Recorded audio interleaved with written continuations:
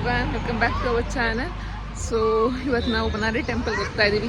3 to 4 days ಅಂತ plan ಮಾಡ್ಕೊಂಡಿದ್ದೀವಿ. ತಮಿಳ್ನಾಡಲ್ಲಿ ಯಾವ ಪ್ಲೇಸ್ ನೋಡಬೇಕು ಅಂತೆಲ್ಲ ಸಡನ್ ಆಗಂತೆ. ನಾನು ನೆನ್ನೆ ತಾನೇ ಮತ್ತೆ ಮಧುರೈಯಿಂದ ವಾಪಸ್ ಬಂದಿದ್ದೆ ನೈಟು. ಮತ್ತೆ ಅವ್ರು ಅಲ್ಲಿಗೇನೆ ತಮಿಳ್ನಾಡು ಮಧುರೈಗೆ ಹೋಗೋಣ ಅಂತ ಹೇಳಿದ್ದಾರೆ. ನೋ ಪ್ರಾಬ್ಲಮ್, ಫ್ಯಾಮಿಲಿ ಜೊತೆ ಅಲ್ವಾ. ಆನ್ ದ ವೇ ಬೆಳಿಗ್ಗೆ ಎಲ್ಲೂ ತಿಂಡಿ ಮಾಡಿರಲಿಲ್ಲ ಅಂತ ಒಂದು 5-10 ಮಿನಿಟ್ಸ್ ಒಂದು ಕಡೆ ನಿಲ್ಲಿಸಿ ಅಲ್ಲಿ ತಿಂಡಿ ಮಾಡಿ ಹೊರಟ್ವಿ. ತಮಿಳ್ನಾಡು ಸ್ಟೇಟ್ ಎಂಟ್ರಿ ತಗೊಂಡಾಗ ಸಿಗೋದು ನಮಗೆ ದಿಂಬಮ್ ಘಾಟ್. ಸೊ ಬೆಳಿಗ್ಗೆ ಅಷ್ಟಾಗೇನಲ್ಲಿ ಟ್ರಾಫಿಕ್ ಜಾಮ್ ಇರಲಿಲ್ಲ. ಬಟ್ ಒಂದು ಲಾರಿಯಲ್ಲಿ ಇನ್ನೂ ಪಲ್ಟಿ ಹೊಡೆದಿತ್ತು. ಪಲ್ಟಿನ ಸ್ವಲ್ಪ ಸೈಡಾಗಿ ಅಪ್ಸೆಟ್ ಆಗಿತ್ತು ಅಂದ್ಬಿಟ್ಟು ಸ್ವಲ್ಪ ಜಾಮ್ ಆಗಿತ್ತು ಅಲ್ಲೆಲ್ಲ.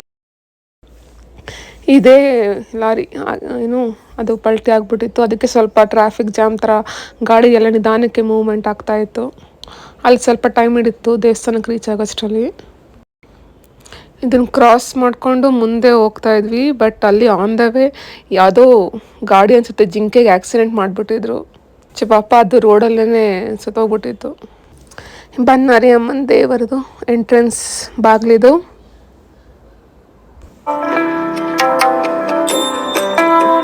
ಇವಾಗ ರೀಚ್ ಆದ್ವಿ ದೇವಸ್ಥಾನಕ್ಕೆ. ಮಧ್ಯಾಹ್ನ 12:30 ಆಗಿದೆ. ಲೇಟ್ ಆಗೋಯ್ತು. ಅಲ್ಲಿ ಘಾಟ್ ಸೆಕ್ಷನಲ್ಲಿ ಸ್ವಲ್ಪ ಟ್ರಾಫಿಕ್ ಇತ್ತು. ಸೊ ಒಳಗಡೆ ಹೋಗಿ ದರ್ಶನ ಮಾಡ್ಕೋಬೇಕು.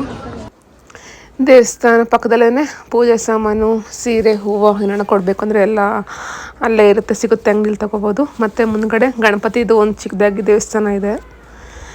ನೀರಿನ ವ್ಯವಸ್ಥೆ ಆಲ್ಮೋಸ್ಟ್ ಎಲ್ಲ ತುಂಬ ಇಂಪ್ರೂವ್ಮೆಂಟ್ ಮಾಡಿದ್ದಾರೆ ದೇವಸ್ಥಾನಕ್ಕೆ. ನಾವು ಚಿಕ್ಕ ವಯಸ್ಸಿಗೆ ಬಂದಾಗ ಆ ದೇವಸ್ಥಾನ ತುಂಬ ಚಿಕ್ಕದಾಗಿತ್ತು. ಅಂದರೆ ಚಿಕ್ಕದಾಗ ಅಂತಂದರೆ ಅಷ್ಟಾಗೇನು ಇಂಪ್ರೂವ್ಮೆಂಟ್ ಮಾಡಿರಲಿಲ್ಲ. ಇವಾಗ ತುಂಬ ಡೆವಲಪ್ಮೆಂಟ್ ಮಾಡಿದ್ದಾರೆ, ದೊಡ್ಡದಾಗೂ ಕೂಡ ಮಾಡಿದ್ದಾರೆ. ಹಾಲಿಡೇ ಇದ್ದಿದ್ದರಿಂದ ತುಂಬ ಜನ ಇದ್ದರು ದೇವಸ್ಥಾನದಲ್ಲಿ.